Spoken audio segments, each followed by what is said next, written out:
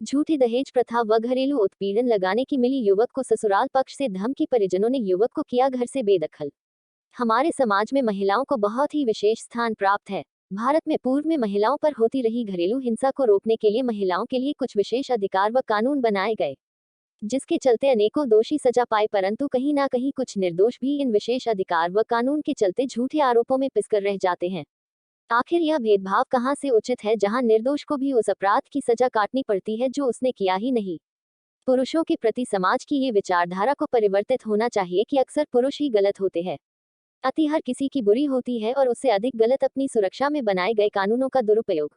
एक अनोखा मामला सामने आया है जहां पत्नी ने पति पर अलग रहने का दबाव बनाया। जब पति ने अपने वृद्ध माता पिता से अलग न होना चाहा तो पत्नी ने सास ससुर से दुर्व्यवहार करना चालू कर दिया।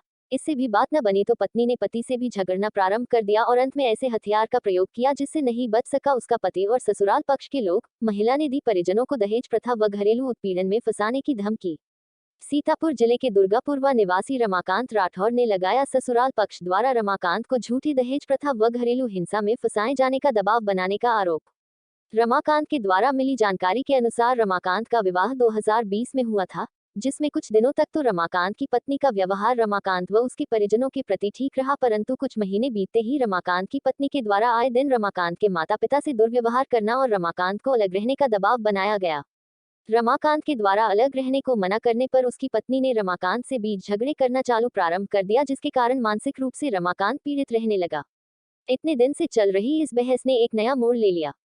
रमाकांत के ससुराल पक्ष के द्वारा और रमाकांत की पत्नी के द्वारा रमाकांत पर दहेज प्रथा व घरेलू उत्पीड़न का आरोप लगाते हुए रमाकांत व उसके वृद्ध पिता को कोतवाली में भी एक रात बितानी पड़ी। रमाकांत का यह आरोप है कि उसकी पत्नी के इस रवैया व माता पिता के प्रति दुर्व्यवहार के कारण रमाकांत को उसके पिता के द्वारा घर से बेदखल कर दिया गया है, जिसके कारण रमाकांत बहुत ही दुख में जीवन व्यतीत कर रहा है। वर्तमान समय में रमाकांत मानसिक रूप से अधिक पीड़ित है और ससुराल पक्ष के द्वारा दहेज प्रथा व घरेलू उत्पीड़न में जेल में बंद कराए जाने की लगातार मिल रही धमकियों से तंग आ गया है।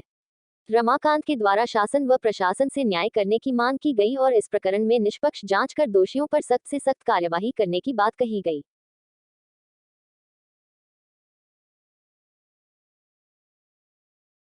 विशेष अधिकारों का गलत प्रयोग करते हुए रमाकांत को फंसाने का कार्य किया गया, ऐसा रमाकांत का कहना है। और यह मामला क्या है, रमाकांत से जानते हैं।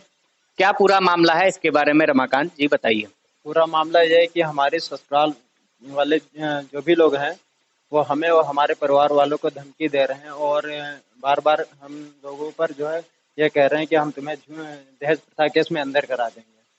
तो आपकी शादी को लगभग कितना समय हो गया है और ये जो विवाद चल रहा है कब से प्रारंभ हुआ? जून 2020 को हमारी शादी हुई थी और शादी के 6-7 महीने से हमारा विवाद चालू हो गया था, लेकिन इस समय बहुत ही ज्यादा विवाद चालू हो गया है। तो विवाद कहाँ तक बढ़ गया है, इसके बारे में हमको जानकारी दीजिए। विवाद यहाँ तक बढ़ गया है कि अभी जो है 9 अक्टूबर को झूठे आरोप में हमारे पापा को और हमें दोनों लोगों को कोतवाली में बंद होना पड़ा।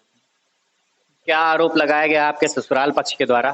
ससुराल पक्ष के द्वारा ये आरोप लगाया गया कि हमारे पापा हमारी पत्नी को खाना नहीं देते हैं और उसको पीटते हैं, जबकि ऐसा नहीं है। हमारे पापा ने आज तक हम पे हाथ नहीं उठाया, हमारी मम्मी पे हाथ नहीं उठाया और मोहल्ले के किसी भी व्यक्ति से पूछ लीजिए, हमारे पापा सीधे सरल स्वभाव के हैं। बेचारे मेहनत मजदूरी करते हैं, ठिलिया चलाते हैं, रात के 8-9 बजे तक कहीं आते हैं काम करके, तो उनको घर में रहने की फुर्सत ही नहीं मिलती, तो हाथ क्या उठाएंगे वो जब।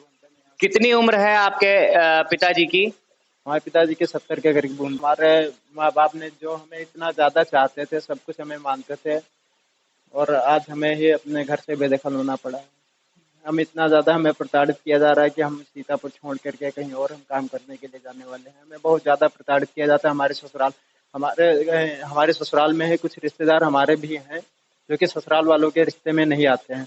हम उनके यहाँ जाना चाह रहे थे, लेकिन उनको जैसे ही सूचना मिली कि हम वहाँ जाने वाले हैं, तो अब हमारे भैया पास और हमारे दोस्तों के पास फ़ोन किया गया कि अगर रमाकांत आए या तो उनको जो है पिटवा देंगे यहाँ के लोगों से मिल करके, या तो इनको जो है पुलिस की गाड़ी बुलवा करके इनको जो है अंदर करा देंगे।